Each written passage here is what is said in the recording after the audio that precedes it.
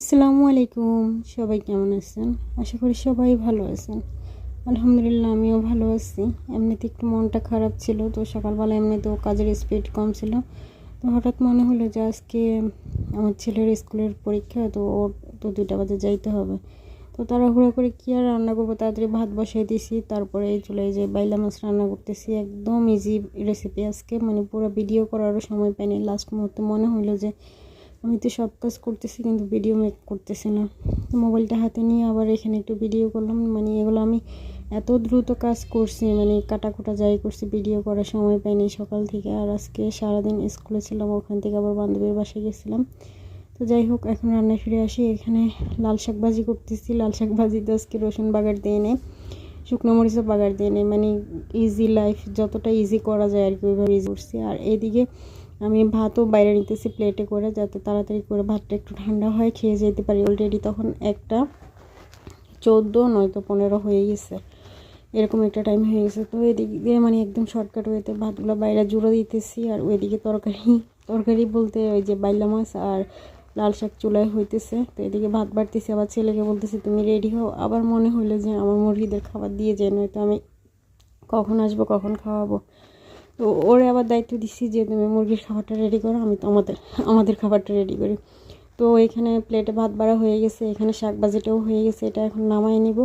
আর পাশের চুলা জাল বাড়াই দিছি যাতে একটু তাড়াতাড়ি করে ঝোলটা টাইনা যায়। তো এটা নামাই নিতেছি, মানে নামাই নেওয়ার সময় ভিডিও তো আর লম্বা করা যাবে না।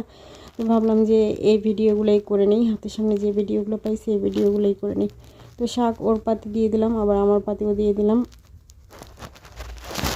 আর করার বলেন, সংসার জীবন, সংসারের ঘানি, এটা তো টানতেই হবে। এদিকে তরকারিটাও হয়ে গেছে, বেশি আর ঝোল টানেনি। কালকে একদম হালকা মাখা মাখা চচ্চড়ি খেয়েছি, আর আজকে একটু ঝোল ঝোল খেয়েছি। এগুলো কিন্তু আমার গাছের টমেটো, 2টা টমেটো পাকছিল, তো ওই 2টা টমেটো দিয়ে আমি বাইলা মাছের চচ্চড়ির মধ্যে দিয়ে দিছি, চচ্চড়ি না সরি ঝোলের মধ্যে দিয়ে দিছি।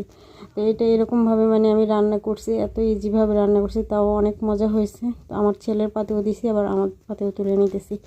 আমার ছেলে কিন্তু মানে দ্রুত খাইতে পারে না, আমি মাশাআল্লাহ আবার দ্রুত খাইতে পারি। তো ও কী করতেছে, ওর পাতের ভাতগুলো আমার পাতে তুলে দিয়েছে।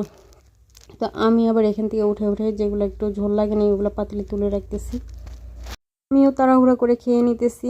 আরেকটা কথা একটু শেয়ার করি, সেটা হচ্ছে যে আমার বান্ধবী বিশ্বাসই করে না যে আমি ভাত খেয়েছি।